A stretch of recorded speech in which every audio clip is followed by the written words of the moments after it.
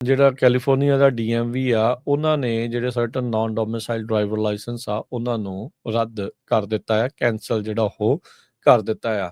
ਜਿਹੜਾ ਆંકੜਾ ਪਹਿਲਾਂ 17,000 ਸੀਗਾ ਉਹਦੀ ਥਾਂ ਦੇ ਉੱਤੇ ਤਕਰੀਬਨ ਕਹਿੰਦੇ ਵੀ 13,000 ਜਿਹੜੇ ਨਾਨ ਡੋਮਿਸਾਈਲਡ ਕਮਰਸ਼ੀਅਲ ਡਰਾਈਵਰ ਲਾਇਸੈਂਸ ਆ ਉਹਨਾਂ ਨੂੰ ਕੈਂਸਲ ਕੀਤਾ ਗਿਆ ਆ।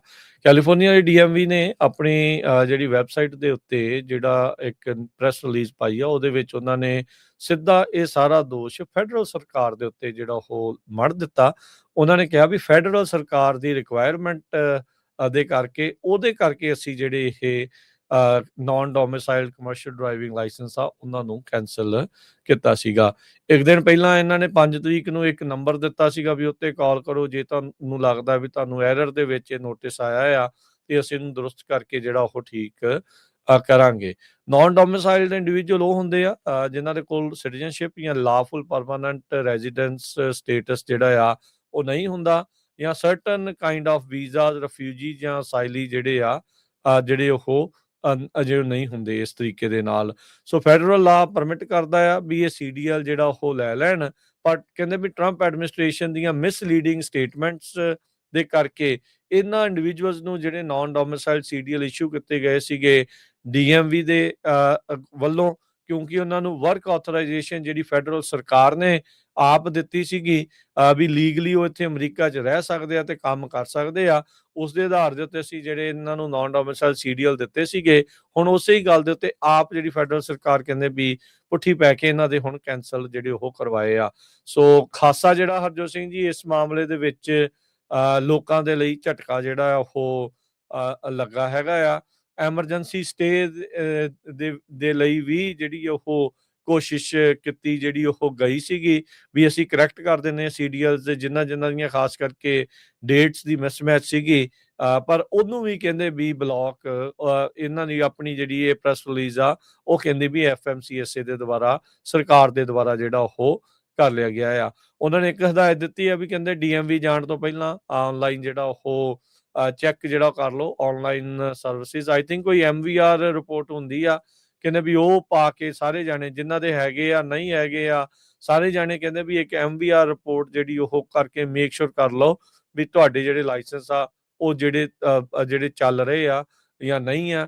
ਕਿਤੇ ਇਹ ਤਾਂ ਨਹੀਂ ਆ ਵੀ ਨੰਬਰ ਤੁਹਾਡਾ ਤੁਹਾਨੂੰ ਚਿੱਠੀ ਜਿਹੜੀ ਉਹ ਪਹੁੰਚੀ ਨਾ ਹੋਵੇ ਵੀ ਪਿੱਛੋਂ ਕੈਂਸਲ ਹੋ ਗਿਆ ਹੋਵੇ ਜੇ ਐਡਰੈਸ ਵਗੈਰਾ ਚੇਂਜ ਹੋਇਆ ਹੋਵੇ। ਸੋ ਮੇਕ ਸ਼ੋਰ ਕਰ ਲਓ ਵੀ ਕਿਸ ਤਰੀਕੇ ਦੇ ਨਾਲ ਤੁਸੀਂ ਜਿਹੜੇ ਉਹ ਕਰ ਸਕਦੇ ਆ। ਸੋ ਕਹਿੰਦੇ ਵੀ ਜਿਨ੍ਹਾਂ ਦੇ ਉੱਤੇ ਸੀਡੀਐਲ ਹੋਲਡਰਸ ਦੇ ਜਿਨ੍ਹਾਂ ਦੇ ਉੱਤੇ ਇੰਪੈਕਟ ਹੋਇਆ ਆ ਉਹ ਨਵੇਂ ਜਿਹੜੇ ਕੈਲੀਫੋਰਨੀਆ ਡਰਾਈਵਿੰਗ ਲਾਇਸੈਂਸ ਆ ਉਹਦੇ ਲਈ ਅਪਲਾਈ ਕਰ ਸਕਦੇ ਆ ਤੇ ਰੈਗੂਲਰ ਕਾਰਸ ਜਿਹੜੀਆਂ ਉਹ ਐਟਲੀਸਟ ਚਲਾ ਜਿਹੜੇ ਹੋ ਸਕਣਗੇ।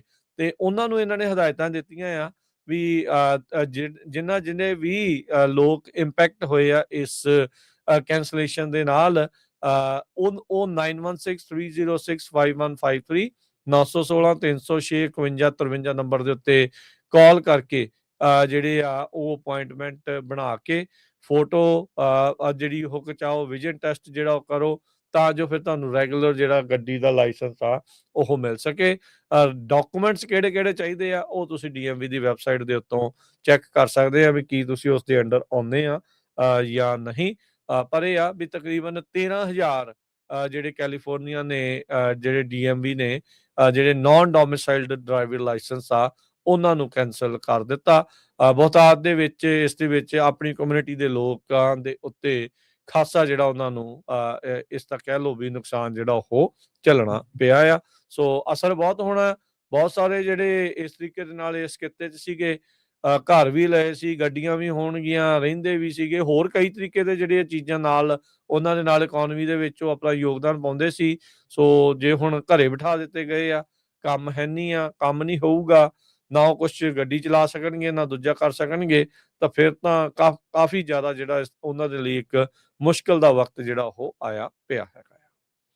California department of motor vehicle ਨੇ ਇਹ ਕਿਹਾ ਵੀ ਜਿਹੜੀ ਫੈਡਰਲ ਗਵਰਨਮੈਂਟ ਹੈ ਯੂਐਸ ਦੀ ਉਹਨਾਂ ਨੇ ਰਿਕੁਆਇਰ ਕੀਤਾ ਆ ਵੀ ਜਿਹੜੇ ਕਮਰਸ਼ੀਅਲ ਡਰਾਈਵਿੰਗ ਲਾਇਸੈਂਸ ਆ ਹਜ਼ਾਰਾਂ ਹੀ ਇਮੀਗ੍ਰੈਂਟ ਟਰੱਕ ਡਰਾਈਵਰਸ ਦੇ ਉਹ ਕੈਂਸਲ ਕੀਤੇ ਜਾਣ। ਜਿਸ ਤਰ੍ਹਾਂ ਤੁਸੀਂ ਦੱਸਿਆ ਹੀ ਆ 13,000 ਦੇ ਕਰੀਬ ਹੈ, ਇਹਨਾਂ 'ਚ ਮੈਜੋਰਟੀ 'ਚ ਪੰਜਾਬੀ ਤੇ ਹਰਿਆਣਵੀ ਮੂਲ ਦੇ ਹੈਗੇ ਆ, ਹਾਲਾਂਕਿ ਹੋਰ ਕੰਟਰੀਆਂ ਦੇ ਵੀ ਲੋਕ ਹੈਗੇ ਆ।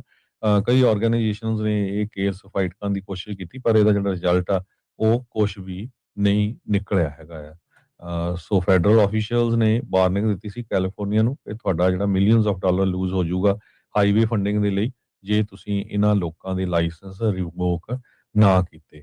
ਸੋ ਅਲਟੀਮੇਟਲੀ ਜਿਹੜਾ ਆ ਕੈਲੀਫੋਰਨੀਆ ਵਾਲਿਆਂ ਨੇ ਫੈਡਰਲ ਗਵਰਨਮੈਂਟ ਦੀ ਗੱਲ ਮੰਨੀ ਹੈਗੀ ਆ।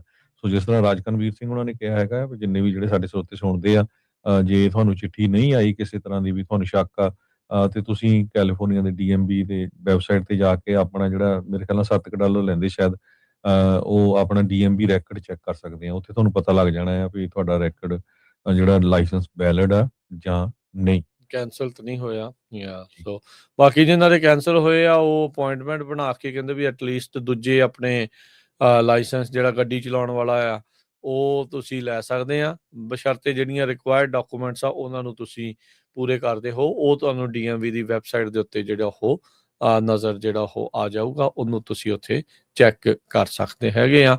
ਸੋ ਬਿਲਕੁਲ 6 ਤਰੀਕ ਤੋਂ ਪਹਿਲਾਂ ਪਹਿਲਾਂ ਐਲਾਮੀਡਾ ਕਾਊਂਟੀ ਸੁਪੀਰੀਅਰ ਕੋਰਟ ਨੇ ਵੀ ਕਿਹਾ ਸੀਗਾ ਵੀ ਤੁਸੀਂ ਰਿਕਵਾਇਰ ਕਰੇ ਵੀ ਡੀਐਮਵੀ ਨੂੰ ਉਹਨਾਂ ਨੇ ਰਿਕਵਾਇਰ ਕੀਤਾ ਸੀਗਾ ਵੀ ਨਾਨ ਡੋਮਿਸਾਈਲ ਸੀਡੀਆਰ ਹੋਲਡਰਸ ਨੂੰ ਕੈਂਸਲੇਸ਼ਨ ਜਿਨ੍ਹਾਂ ਨੂੰ ਮਿਲੀ ਆ ਵੀ ਉਹ ਰੀਅਪਲਾਈ ਜਿਹੜਾ ਉਹ ਕਰ ਸਕਣ। ਕਈਆਂ ਨੇ ਕਰ ਸਕੇ, ਕਈ ਜਿਹੜੇ ਉਹ ਰਹਿ ਗਏ।